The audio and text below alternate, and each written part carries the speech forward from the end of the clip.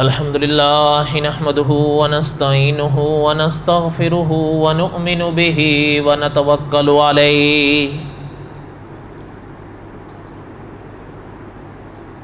ونعوذ بالله من شرور أنفسنا ومن سيئات أعمالنا من يهده الله فلا مضل له ومن يضلله فلا هادي له ونشهد أن لا إله إلا الله وحده لا شريك له ونشهد أن سيدنا وسندنا ومولانا محمدا عبده ورسوله أما بعد أعوذ بالله من الشيطان الرجيم بسم الله الرحمن الرحيم الف لام را تلك آيات الكتاب المبين إنا أنزلناه قرآنا عربيا لعلكم تعقلون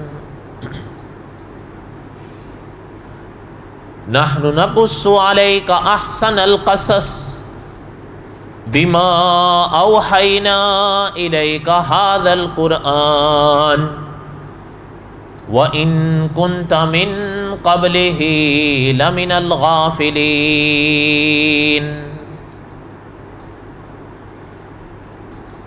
وقال الله تعالى في مقام آخر هو الذي أرسل رسوله بالهدى ودين الحق ليظهره على الدين كله وكفى بالله شهيدا محمد رسول الله وقال النبي صلى الله عليه وسلم من يرد الله به خيرا يفقهه في الدين صدق الله العظيم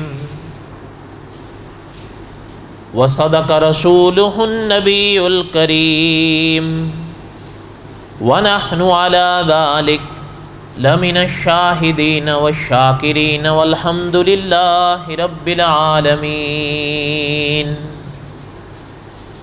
اللهم صل على محمد وعلى آل محمد كما صليت على إبراهيم وعلى آل إبراهيم إنك حميد مجيد اللهم بارك على محمد وعلى آل محمد كما باركت على إبراهيم وعلى آل إبراهيم إنك حميد مجيد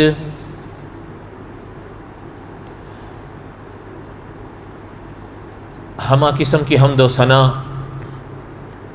اللہ ذات لم یذل لا یزال کی پاک ذات کے لیے صدق کے دل سے لا تعداد مرتبہ درود و سلام امام الانبیاء حضرت محمد رسول اللہ صلی اللہ علیہ وسلم کی پاک ذات کے لیے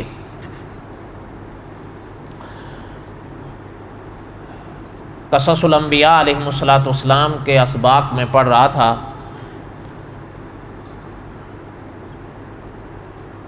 گزشتہ جمعہ چونکہ مہینے کا آخری جمعہ تھا اس لیے عقیدہ ختم نبوت پہ کچھ باتیں میں نے عرض کیں، اور اب واپس قصص الانبیاء علیہم السلام کا جو سبق گزشتہ سے پوستہ جمعہ جہاں چھوڑا تھا وہاں سے پڑھنا ہے انشاءاللہ۔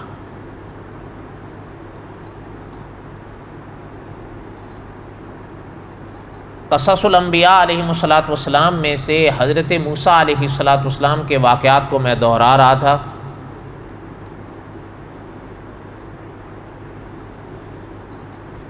اور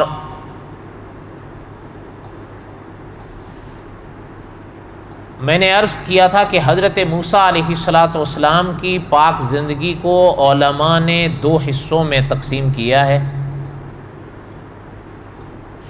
ایک حصہ اپنی بساط تک ہم نے پڑھ لیا، دوسرا حصہ پڑھ رہا تھا، اور دوسرے حصے کا وہ حصہ میں پڑھ رہا تھا کہ جہاں حضرت موسیٰ علیہ السلام اللہ تعالیٰ کے فرمان، اللہ تعالیٰ کے حکم کے مطابق کوہ طور پر تشریف لے گئے اور قدرت نے انہیں تورات بخشی، لیکن پیچھے جو ہے بنی اسرائیل کے ہاں سامری ظاہر ہوا اور اس نے ان لوگوں کو گمراہی پہ ڈال دیا۔ ظاہر بات ہے، علماء نے لکھا ہے کہ سارے کے سارے تو نہیں، کئی ہوئے تھے، لیکن کئی بھی علماء نے لکھا ہزاروں میں، ہندسے میں اختلاف ہے، لیکن بہرحال خلاصہ اس کا یہی ہے کہ ہزاروں تھے جو بھٹک گئے۔ کیسے بھٹکے اس کا کچھ نہ کچھ حصہ میں نے اس وقت پڑھ لیا، دوہرا لیا۔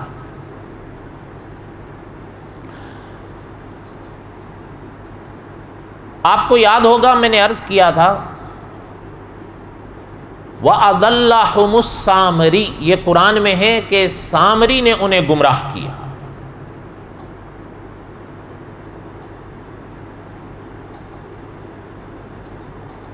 حضرت موسیٰ علیہ السلام جب کوہ طور پر تشریف لے گئے تو میں نے وہ حصہ بھی پڑھا تھا کہ جہاں پر بنی اسرائیل کو حضرت ہارون کے سپرد کیا،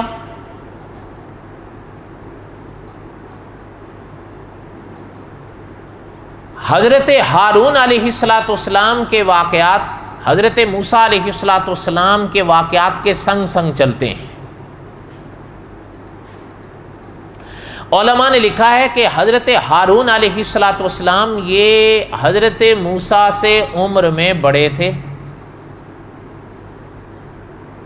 بعض علماء نے لکھا ہے 3 سال، غالباً کچھ نے لکھا ہے 4 سال، بہرحال 3 ہوں یا 4 ہوں، کچھ عرصہ حضرت موسیٰ علیہ السلام سے یا چند سال حضرت موسیٰ علیہ السلام سے عمر میں بڑے تھے، لیکن حضرت موسیٰ علیہ السلام رسول تھے، اس نور سے حضرت موسیٰ کے تابع تھے حضرت ہارون، اور حضرت موسیٰ کے وزیر تھے۔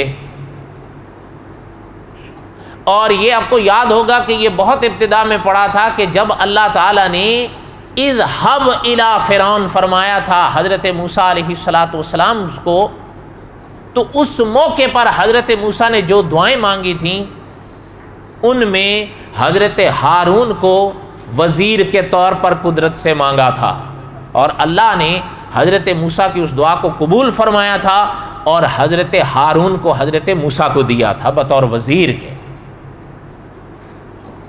وزیر کا لفظ تو خیر بہرحال عام زد زبان ہے، ویسے علماء نے لکھا ہے اس کا معنی ہوتا ہے بوجھ اٹھانے والا۔ ساتھ دیتے تھے حضرت ہارون حضرت موسیٰ کا، اور یہ اس وقت پڑھا بھی تھا، یاد ہوگا کہ حضرت موسیٰ علیہ السلام کی پاک زبان بچپن میں فرعون کے محل میں جلی تھی انگارے سے، جس کی وجہ سے علماء نے لکھا ہے حضرت موسیٰ علیہ السلام کے بولنے میں لکنت تھی، اڑ اڑ کے بولتے تھے، اور حضرت ہارون علیہ السلام یہ فصیح بھی تھے، بلیغ بھی تھے، تو حضرت موسیٰ نے حضرت ہارون کو مانگا اور اللہ نے حضرت موسیٰ کی دعا کو قبول فرما کے حضرت ہارون کو دیا۔ یہ اسلامی عقیدے ہیں جو میں دہرا رہا ہوں، یہ سارے پہلے پڑھ لیے ہم نے، آج ان کو دہرانے کا مقصد یہ ہے کہ ایک تو چونکہ سال گزر گیا اس حصے کو، اور آگے جو بات میں نے پڑھنی ہے اس کے لیے اس کی تازگی ضروری ہے، اور حال ہی میں غالباً شعبان کا مہینہ تھا شاید یا رجب تھا، بالکل حال ہی میں نے علماء اہل سنت و جماعت کا ایک عقیدہ دہرایا تھا کہ انبیاء علیہ السلام کے بارے میں علماء اہل سنت و جماعت اور ہم مسلمانوں کا عقیدہ یہ ہے کہ اللہ کے نبی ہر گناہ سے معصوم ہوتے ہیں، ہر گناہ سے پاک ہوتے ہیں، ہر گناہ کا معنی یہ ہوتا ہے، جس طرح عام طور پر آپ نے سنا ہوگا کہ گناہوں کی بڑی دو تقسیمیں کی جاتی ہیں نا، ایک کبیرہ اور ایک صغیرہ۔ جو بڑے ہوتے ہیں ان کو کبیرہ کہتے ہیں، جو چھوٹے ہوتے ہیں ان کو صغیرہ کہتے ہیں۔ لیکن یہ آپ اور ہمارے حوالے سے جو بات چلتی ہے، علماء نے لکھا ہے اللہ کے نبی جس طرح بڑے گناہوں سے پاک ہوتے ہیں اس طرح ہر چھوٹے گناہ سے بھی پاک ہوتے ہیں۔ اللہ کے نبی گناہوں کے پاس نہیں جاتے، اس لیے کہ اللہ کے نبی کے آئینوں میں تو ہم نے سدھرنا ہے اور سنورنا ہے۔ اللہ نہ کرے اگر ان سے کوئی ایسی بات ہو تو میں اور آپ کیسے سنوریں گے اور کیسے سدھریں گے؟ ہمیں تو پھر نفس اور شیطان یہی سجائے گا کہ دیکھو وہ خود کر رہے ہیں، نعوذ باللہ۔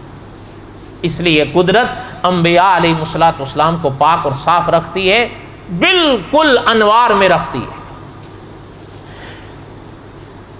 یہ بات ذہن میں رکھتے ہوئے آج کی اگلی بات کو سنیں۔ میں نے عرض کیا تھا کہ سامری نے بنی اسرائیل کے لیے ایک بت بنایا تھا بچڑے کا، اور اس موقع پر آخر میں نے مولانا عبید اللہ رحمۃ اللہ علیہ کے ایک کتاب کا ذکر کیا تھا، تحفۃ الہند۔ اس سے میں نے چند باتیں پڑھی تھیں، وہ اب اس درس میں آ گئیں، جب اللہ کو منظور ہوگا آ جائے گا نیٹ پر۔ وہ جو آخر کے حصے میں نے جو باتیں پڑھی تھیں ہندو دھرم کے حوالے سے، وہ مولانا عبید اللہ رحمۃ اللہ علیہ کی کتاب تحفۃ الہند سے تھی۔ اور میں نے عرض کیا تھا چونکہ وہ خود پہلے ہندو تھے اس لیے وہ ہندو دھرم کو زیادہ بہتر جانتے تھے۔ بہرحال اس وقت جو باتیں میں نے عرض کرنی تھی اس موقع پہ کہہ دی۔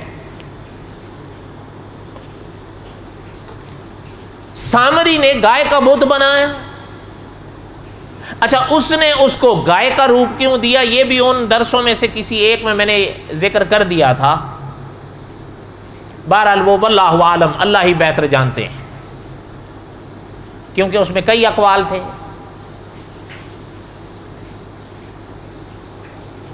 حضرت موسیٰ علیہ السلام تو طور پر تشریف لے گئے، اور مولانا عبد الرحمن صاحب مظاہر رحمۃ اللہ علیہ نے لکھا ہے کہ اللہ تعالیٰ نے حضرت موسیٰ علیہ السلام کو کوہ طور پر ہی آگاہ کر دیا تھا کہ بنی اسرائیل بگڑ گئے، انہوں نے غلط راہ اختیار کر لیے۔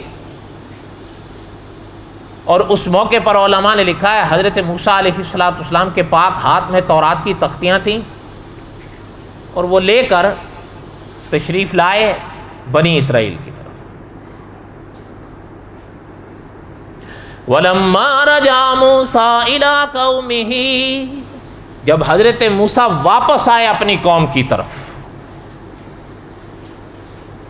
آ کر دیکھا ان کو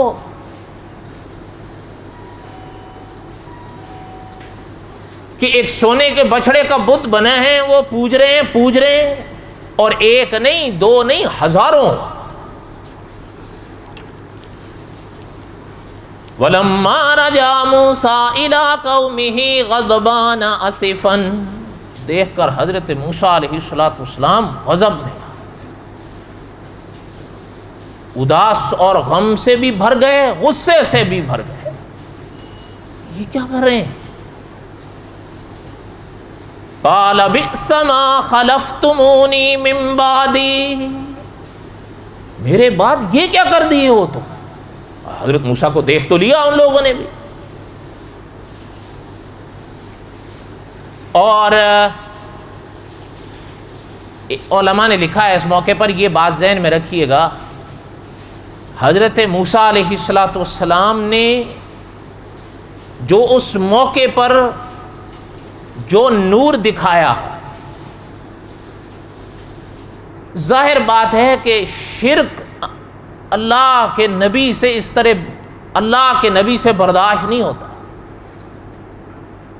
اس لیے کہ دیکھیں حضرت موسیٰ علیہ السلام نے ایک نہیں مدتوں بنی اسرائیل کو سمجھایا، اور پھر فرعون اور حضرت موسیٰ علیہ السلام کا سارا واقعہ ان لوگوں کی آنکھوں کے سامنے رہا۔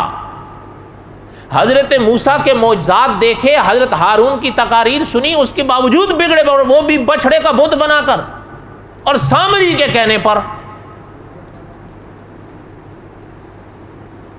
قال بئس ما خلفتمونی من بعدی، فرمایا میرے بعد میری بہت بڑی اپنا تابعداری کیے ہو، یہ کیا کیے ہو تم لوگ؟ اعجلتم امر ربکم، تھوڑا بھی تم خدا کے حکم کا انتظار نہیں کر سکے؟ علماء نے لکھا ہے حضرت موسیٰ علیہ السلام کا معنی یہ تھا کہ جو ہم تورات لینے گئے تھے تو ہم آ تو رہے تھے، اتنا بھی انتظار نہیں کر سکے تم؟ کوئی اتنی مدت گزر گئی تھی، اور وہ بھی سامری کے کہنے پر۔ اعجلتم امر ربکم، اپنے رب کے حکم کا انتظار تک نہ کر سکے تم لوگ۔ وَأَلْقَى الْأَلْوَاحَ، اس جملے پر بڑی عجیب و غریب بحث ہے، بہرحال ساری تو نہیں سنا سکتا میں، بس ایک موٹی سی بات ذہن میں رکھ لیں۔ علماء نے لکھا ہے اس جملے کا جو معنی ہے، ہمارے اکابر اہل سنت و جماعت اس کا معنی یہ کرتے ہیں وَأَلْقَى الْأَلْوَاحَ، میں نے عرض کیا تھا نا کہ تورات کی تختیاں ہاتھ میں تھیں حضرت موسیٰ کے، ان کو رکھ دیا، لیکن رکھا اتنے جلدی میں کہ علماء لکھتے ہیں کہ دور سے یا کسی شخص کے دیکھنے سے ایسا لگتا تھا جیسے پھینک دی ہو، لیکن پھینکی نہیں تھی، رکھی تھی، جلدی میں رکھی تھی۔ اور مقصد بھی کیا تھا؟ اس رکھنے سے بھی مقصد تورات کی تختیوں کی توہین نہیں تھی، مقصد ہاتھوں کو خالی کرنا تھا۔ بس یہ ہمارے اکابر کا فیصلہ ہے، اور اس موقع پر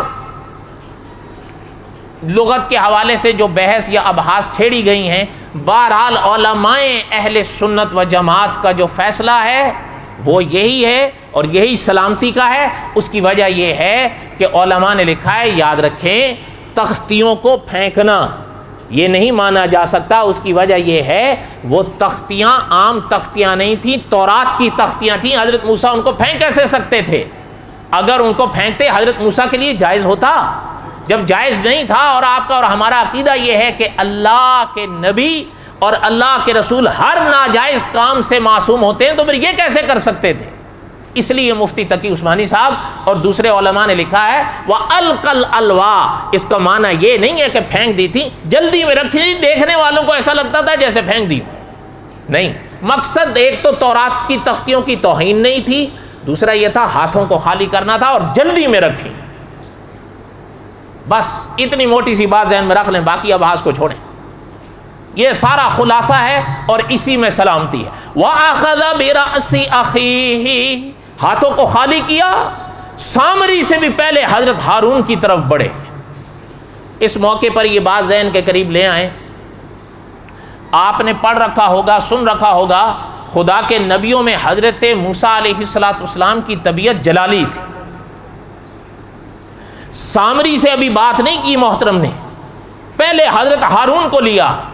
وَأَخَذَ بِرَأْسِ أَخِيهِ يَجُرُّهُ إِلَيْهِ، حضرت موسیٰ کے حضرت ہارون کے بال پکڑے، سر کے کھینچا اپنی طرف، اور سورہ طٰہٰ میں اللہ نے فرمایا داڑھی کے بھی پکڑے۔ اس موقع پر سر کا ذکر فرمایا، سورہ طٰہٰ میں داڑھی کا بھی ذکر فرمایا۔ مانا یہ کہ سر اور داڑھی کے بالوں کو پکڑ کے کھینچا، يَجُرُّهُ إِلَيْهِ، اپنی طرف، کہ یہ کیا ہونے دیے ہو آپ، یہ اس چیز میں پڑ گئے، آپ کہاں تھے؟ اس موقع پر علماء نے لکھا ہے، ایک بات یہ بھی ذہن میں رکھیں، بات عقیدے کی تھی، بات شرک کی تھی، وہ جو کر رہے تھے وہ شرک تھا، پیغمبر وہ برداشت نہیں کر سکتے تھے، اور پھر حضرت ہارون کے ذمے لگا کر گئے تھے ان کو۔ اگلی بات پڑھنے سے پہلے یہ چیز ذہن میں رکھ لیں، جو میں نے شروع میں عرض کی، حضرت ہارون بھی اللہ کے نبی تھے۔ حضرت ہارون حضرت موسیٰ علیہ السلام کے وزیر تھے، اور آپ صلی اللہ علیہ وسلم اور دین اسلام کے جو اسباق ہیں ان کے مطابق حضرت ہارون نے اپنی ذمہ داری کو پورا کرنے میں کوئی کمی نہیں کی تھی۔ وہ بگڑے بیٹھے تھے، بنی اسرائیل مان نہیں رہے تھے، حضرت ہارون نے ان کو اپنے طور پر ہر لحاظ سے سمجھایا، وہ نہیں مانے. اس لیے حضرت ہارون علیہ السلام کو جب حضرت موسیٰ نے ہاتھ ڈالا اور کھینچا تو اس موقع پر حضرت ہارون نے فرمایا قال ابن امہ، اے میرے ماں کے بیٹے. الفاظ دیکھیں حضرت ہارون کے. یعنی اس موقع پر علماء نے لکھا ہے کہ حضرت موسیٰ علیہ السلام کی طبیعت میں جلال تھا لیکن حضرت ہارون کی طبیعت میں جمال تھا. اسی موقع پر دیکھ لیں قال ابن امہ، اے میری ماں کے بیٹے، ان القوم استضعفونی، انہوں نے مجھے کمزور سمجھا، وقادوا یقتلوننی، یہ تو قریب تھا کہ مجھے قتل کرنے کے لیے بڑھ رہے تھے. میں نے تو انہیں ہر طور پر سمجھایا، نہیں مان رہے تھے بلکہ میرے قتل کے ارادے لے بیٹھے. فلا تشمت بی الاعداء، اے میرے ماں کے بیٹے، اب میرے دشمنوں کو مجھ پر ہنسی کے موقع نہ دے. تیری اس بات سے وہ مجھ پر ہنسیں گے، حالانکہ میں نے اپنی ذمہ داری پوری کی ہے، اور اللہ کے نبی اپنی ذمہ داریاں پوری کرتے ہیں. فلا تشمت بی الاعداء، موقع نہ دے کہ یہ میرے پہ ہنسیں. ولا تجعلنی مع القوم الظالمین، اور مجھے ان میں شمار نہ کر، میں ان میں سے نہیں ہوں. حضرت ہارون نے بات کو 2 اور 2 4 کی طرح کر دیا. اس لیے علماء نے کلام پاک کے نور سے لکھا ہے حضرت ہارون کا اس میں قصور نہیں تھا، انہوں نے تو اپنی ذمہ داری پوری کی، وہ نہیں مانے. اور آپ سب جانتے ہیں وما علینا الا البلاغ، لوگوں کو بتایا جا سکتا ہے، لوگوں کو سمجھایا جا سکتا ہے، انہیں زبردستی منوایا تو نہیں جا سکتا. صحیح بات ہے یا نہیں؟ یہاں تک یہ اسلامی نظریہ سمجھ میں آیا ہے. یاد رکھیں حضرت ہارون علیہ السلام اللہ کے نبی ہیں، حضرت ہارون علیہ السلام حضرت موسیٰ کے وزیر ہیں، حضرت ہارون علیہ السلام حضرت موسیٰ کے خلیفہ تھے اس موقع پر. اور محترم نے فرمایا تھا میں نے تو اپنے طور پر ان کو ہر شے سمجھائی ہے کہ یہ کیا کر رہے ہو، منع کیا، نہیں مانے. بلکہ یہاں محترم نے صاف فرمایا وقادوا یقتلوننی، مجھے تو قتل کرنے کے لیے بڑھ رہے تھے. لیکن پیغمبر کے الفاظ دیکھیں فلا تشمت بی الاعداء، میرے دشمنوں کو مجھ پر ہنسی کے موقع نہ دے میرے بھائی. ولا تجعلنی مع القوم الظالمین، میں ان میں سے نہیں ہوں. یہ باتیں وہی کر سکتے ہیں جو سچے ہوتے ہیں. یہ اسلامی عقیدے ہیں. یاد رکھیں اللہ کے نبیوں کے لیے دین اسلام صاف راہ پیش کرتا ہے. اپنے دل اور اپنے دماغ دونوں پہلو سے خدا کے نبیوں کے لیے اپنے عقیدوں کو صاف رکھو. جو بات میں عرض کر رہا تھا اب ذرا دھیان دیں، دھیان نہ ہٹے. بچھڑے کے حوالے سے جو کچھ کیا گیا وہ کس نے کیا تھا؟ سامری نے کیا تھا. وَأَضَلَّهُمُ السَّامِرِي، یاد ہوگا میں نے شروع میں بھی پڑھا اور اس سے پہلے اللہ نے خود فرمایا کلام پاک میں کہ بنی اسرائیل کو جو گمراہ کیا وہ سامری نے کیا تھا. اس کی بات آگے آئے گی انشاءاللہ، اس لیے کہ حضرت ہارون سے جب حضرت موسیٰ علیہ السلام کی گفتگو ہو گئی پھر اس کو پکڑا کہ تم نے یہ کیا کیا ہے. اس کی بات انشاءاللہ اگلے جمعہ آئے گی اگر اللہ کو منظور ہوگا. اسلامی عقیدے کو ذہن میں رکھیں. وَأَضَلَّهُمُ السَّامِرِي، وہ سامری گمراہی پر بنی اسرائیل کو کھینچنے والا سامری تھا، حضرت ہارون نہیں تھے. حضرت ہارون نے اپنی ذمہ داری پوری کی تھی. میں نے ابھی عرض کیا بتایا جا سکتا ہے، کسی کو سمجھایا جا سکتا ہے، اسے منوایا نہیں جا سکتا. وما علینا الا البلاغ المبین، بتانے والے کے سمجھانے والے کے ذمہ بتانا سمجھانا ہوتا ہے. صحیح بات ہے یا نہیں؟ اچھا اس حوالے سے جو اہل کتاب ہیں جسے موجودہ دور میں بائبل کہتے ہیں، وہ اس اللہ تعالیٰ معاف فرمائیں یہ بچھڑے والی ساری کارستانی کا ذمہ دار حضرت ہارون کو ٹھہراتے ہیں. اور باوجود اس کے کہ مولانا رحمۃ اللہ کیرانوی رحمۃ اللہ علیہ نے لکھا ہے کہ ان کی کتابوں سے صاف پتہ چلتا ہے کہ عیسائی خود حضرت ہارون کو اللہ کا نبی مانتے ہیں، اس کے باوجود اس ساری کارستانی کے ذمہ دار حضرت ہارون کو ٹھہراتے ہیں. ہم اس بات کے ساتھ اتفاق نہیں کرتے. وَأَضَلَّهُمُ السَّامِرِي، قرآن صاف کہہ رہا ہے وہ جو کچھ کیا تھا وہ سامری نے کیا تھا، حضرت ہارون نے نہیں کیا تھا. سامری کے بارے میں سابقہ درس میں بتا چکا ہوں موٹی موٹی باتیں کہ وہ کون تھا. البتہ ذرا اس کی تھوڑی سی بات کو سنیں تاکہ یہ بے ثبوت نہ رہے. کسی سابقہ درس میں نے بتایا تھا بائبل کی جو شروع کی 5 کتابیں ہیں نا، ان 5 کتابوں کو یہ تورات کہتے ہیں. ان 5 کتابوں میں ایک کتاب خروج ہے، اس کا یہ باب 32 ہے. سنیں. لوگوں نے دیکھا کہ موسیٰ نے پہاڑ سے اترنے میں دیر لگائی. یاد ہوگا یہ سابقہ درس میں ہم نے بتایا تھا، یا ایک شاید شعبان کے دن تھے. حضرت موسیٰ علیہ السلام جب کوہ طور پر تشریف لے گئے تھے، حضرت موسیٰ علیہ السلام شروع میں 30 راتوں کے لیے اعتکاف کیے، بعد میں 30 کے بجائے کتنی ہوئی تھیں؟ 40. لوگوں نے دیکھا کہ موسیٰ نے پہاڑ سے اترنے میں دیر لگائی تو وہ ہارون کے پاس جمع ہوئے. کن کے پاس جمع ہوئے؟ اور کہا کہ اٹھ ہمارے لیے معبود بنا جو ہمارے آگے آگے چلے، کیونکہ یہ مرد موسیٰ جو ہمیں مصر سے باہر نکال لایا تھا، ہم نہیں جانتے کہ اسے کیا ہوا، چونکہ حضرت کو لوٹنے میں دیر ہوئی تھی نا. ہارون نے ان سے کہا کہ اپنی بیویوں اور اپنے بیٹوں اور اپنی بیٹیوں کے کانوں کی سونے کی بالیاں اتارو اور انہیں میرے پاس لاؤ. تو سب بنی اسرائیل نے سونے کی بالیاں جو ان کے کانوں میں تھیں اتاری اور ہارون کے پاس لے آئے. تو اس نے انہیں ان کے ہاتھ سے لیا. کس نے لیا؟ حضرت ہارون نے. اس نے ان کے ہاتھ سے لیا اور سانچے میں ڈھال کر ایک ڈھالا ہوا بچھڑا بنایا. تو انہوں نے کہا اے اسرائیل، یہ تیرا معبود ہے جو ملک مصر سے تجھے باہر نکال لایا. اور ہارون نے جب یہ دیکھا تو اس کے آگے ایک قربان گاہ بنائی اور ہارون نے منادی کر کے کہا کہ کل خداوند کے لیے عید ہے. اب میں آگے نہیں پڑھتا. کہنے کا مقصد یہ ہے انہوں نے یہ ساری کارستانی کا ذمہ دار کس کو ٹھہرا دیا؟ حضرت ہارون کو ٹھہرایا ہے نا. لیکن قرآن صاف کہتا ہے وَأَضَلَّهُمُ السَّامِرِي، وہ سب کچھ سامری نے کیا تھا. حضرت ہارون تو خدا کے معصوم نبی تھے. حضرت ہارون کیسے یہ سب کر سکتے تھے؟ اور حضرت ہارون تو صاف حضرت موسیٰ علیہ السلام نے جب اظہار غصہ کیا تو حضرت ہارون علیہ السلام نے صاف فرمایا کہ میں نے ان کے سمجھانے میں کوئی کسر نہیں چھوڑی، یہ مان ہی نہیں رہے تھے. وَقَادُوا يَقْتُلُونَنِي، بلکہ مجھے قتل کرنے کے لیے بڑھ رہے تھے. یہ تو وہ پہلی عبارت بائبل کی تھی نا. اب ذرا یہ بھی سن لو.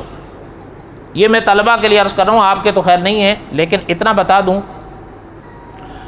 قرآن پاک میں الفاظ آتے ہیں نا، الحمد کی الف سے لے کر والناس کے سین تک، کئی ایسے الفاظ ہیں کہ قرآن پاک کے ان لفظوں کا معنی جاننے کی ضرورت پڑتی ہے یا نہیں. اس لیے علماء یا طلبہ جب کسی موقع پر رکتے ہیں، کسی لفظ کی وضاحت چاہتے ہیں تو لغات القرآن اٹھاتے ہیں. وہ کتابیں ان کی رہنمائی کرتے ہیں کہ اس لفظ کے کیا معنی ہیں. ٹھیک ہے، ایسے بہت ساری مثالیں ہیں کلام پاک، قرآن پاک کی بات کرو. بائبل میں بھی ایسے بہت سارے الفاظ ہیں جن کے معنی کی ضرورت پڑتی ہے. یہ آپ کے دیش کے پادری صاحب تھے، انہوں نے بائبل کی لغت یہ بنائی ہے. بہرحال محنت کی ہے. دیکھیں اختلاف ان سے اپنی جگہ ہے، محنت کی ہے. آپ کو بائبل کے کسی لفظ کا معنی نہ سمجھ میں آئے، کوئی بھی طالب علم اس کو اپنے پاس رکھ کے، اس کا نام ہی رکھا ہے قاموس الکتاب. کسی بھی بائبل میں کوئی بھی لفظ آئے، مشکل سے مشکل آئے، اس کو کھول کے اس کا معنی دیکھ سکتا ہے. یہ لغت ہے اس کی. اختلاف اپنی جگہ ہوتے ہیں، لیکن کوئی اگر کسی حوالے سے محنت کرتا ہے تو بہرحال وہ تو ماننی پڑتی ہے. قائدیانی ہے نا، قائدیانی، ان سے ہمارے اختلاف ہیں اور وہ رہیں گے. صحیح بات ہے یا نہیں؟ لیکن مناظر ختم نبوت مولانا منظور احمد چنوٹی رحمۃ اللہ علیہ فرمایا کرتے تھے، اصل میں قائدیانیوں نے ایک انڈیکس تیار کیا تھا، وہ اب بھی ملتا ہے مرزے کی کتابوں پر. مرزے کی لکھی ہوئی عبارت کا کوئی لفظ اگر آپ تلاش کریں، ان کا انڈیکس سامنے رکھ لیں، آپ کو صفحہ بھی مل جائے گا، کتاب کا نام بھی مل جائے گا، سطر نمبر بھی مل جائے گی، اس کا معنی بھی مل جائے گا. مذاق ہے، اس کو انڈیکس، اس کا نام ہی ایسے رکھا بس مرزے. اصل میں کوئی بھی اس کا لفظ ہو، بھئی اس کا معنی کیا ہے یا یہ اس کی کس کتاب میں ہے، بس وہ لفظ پہلا ایک نکالو اور انڈیکس کھول لو، آپ کو مل جائے گا۔ حضرت چنیٹوی صاحب اس موقع پر فرماتے تھے یہ محنت تو کی ہے انہوں نے، صحیح بات ہے یا نہیں؟ دیکھیں اختلاف ان سے اپنی جگہ پر ہے، لیکن ہمیں بڑا وہ فائدہ دیتی ہے۔ اس کی وجہ یہ ہے کہ بسا اوقات کوئی ہم مرزے کا حوالہ پیش کر دیں، اس کا حوالہ یاد نہ ہو، سامنے والا کہہ دے کیا لکھا ہے، فوراً انڈیکس کھولو اور مل جائے گا۔ تو کام ہمیں دیا یا نہیں دیا؟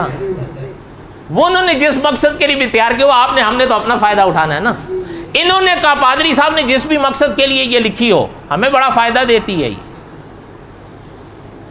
اچھا ایک اور بھی چیز ہے، بائبل میں جانوروں کا ذکر ہے، اور یہ تو مانی ہوئی بات ہے، بسا اوقات کچھ جانوروں کے ذکر ایسے آتے ہیں کتابوں میں، ان کی تصویر ذہن میں نہیں آتی، آپ نے ہم نے دیکھے ہوئے نہیں ہوتے، صحیح بات ہے یا نہیں؟ قرآن پاک میں ایک پرندے کا ذکر ہے نا، ہد ہد، ہے یا نہیں؟ آپ کے ہاں ہمارے ہاں کوئی پوچھے نا ہد ہد کیا ہوتا ہے، فوراً کہیں گے مولا چرغٹ، صحیح ہے یا نہیں؟ اس پر انشاءاللہ حضرت سلیمان علیہ السلام کے باب میں بات آئے گی، اللہ کو منظور ہوا تو۔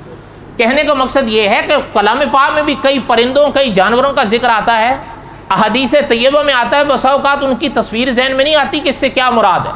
کئی لوگ ہیں، ایک لفظ ہے عام حدیث کی کتابوں میں بھی آتا ہے گو، عام لوگ نہیں سمجھتے کہ گو کے نقش کیا ہوتا ہے یا اس کی تصویر کیا ہے۔ اسی طرح بائبل میں جانوروں کے پرندوں کے نام ہیں، وہ پتہ نہیں چلتا، پادری صاحب نے اس میں ان جانوروں پرندوں کی تصویریں لگا دی ہیں اور اس پر باقاعدہ عنوان قائم کیا ہے بائبل کے جانور۔ میں نہ تو کی ہے۔ اچھا جو بات آپ کو سنا رہا تھا وہ سنیے، میں نے وضاحت طلبہ کے لیے کی ہے تاکہ اگر وہ اس کو اپنے پاس رکھ لیں تو بڑی کام آئے گی، بڑی بڑی محنت سے جان چھوٹ جائے گی ان کی۔ مجھے آپ لوگ گڈ شاباش نہیں دیتے ہو، اعتراضات بہت کرتے ہو، پڑھا کہاں ہے، سیکھا کہاں ہے۔ 28 سال ہم نے جان کھپا دی لیکن ابھی تک ہم نہ پڑھے ہیں نہ سیکھے ہیں۔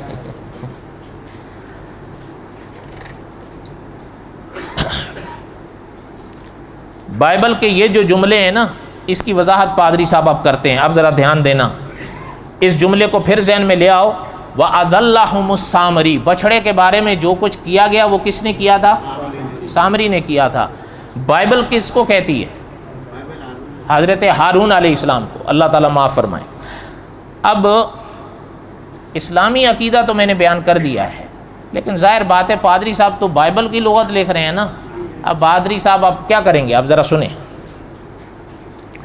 پادری صاحب لکھتے ہیں چونکہ اس میں لفظ آیا نا یہاں پر ہارون، تو بائبل میں بھی یہی نام ہے نا، تو اب اس ہارون کا معنی، ہارون لفظ کہاں آیا، کیا معنی وغیرہ وغیرہ، ہارون کون تھے، اس کی وضاحت لکھ رہے ہیں۔ اب ذرا سنو، کہتے ہیں ہارون کا ذکر پہلی مرتبہ اس وقت آتا ہے جب خدا نے موسیٰ کو مصر جانے کا حکم دیا تھا، اور موسیٰ نے یہ عذر پیش کیا تھا کہ وہ فصیح نہیں ہیں۔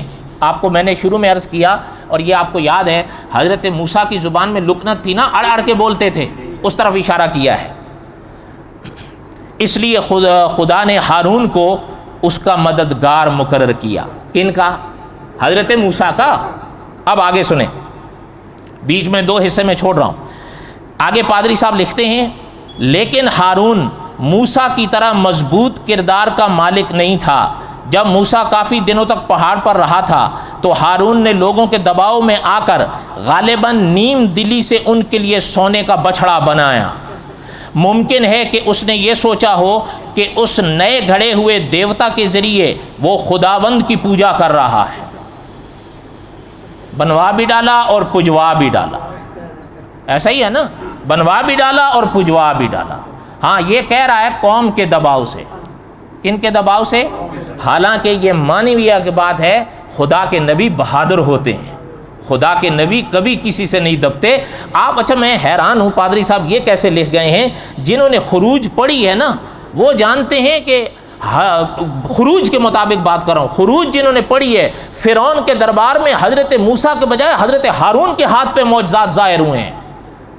وہ پیغمبر جو تمہارے بقول بھی فرعون کے آگے ڈٹ کے کھڑا ہو گیا تھا، وہ بنی اسرائیل سے دبے گا، وہ بھی چند کچھ لوگوں سے، حالانکہ سارے کے سارے تو نہیں بگڑے تھے نا، کچھ بگڑے تھے تو حضرت ہارون کے ساتھی بھی تو تھے۔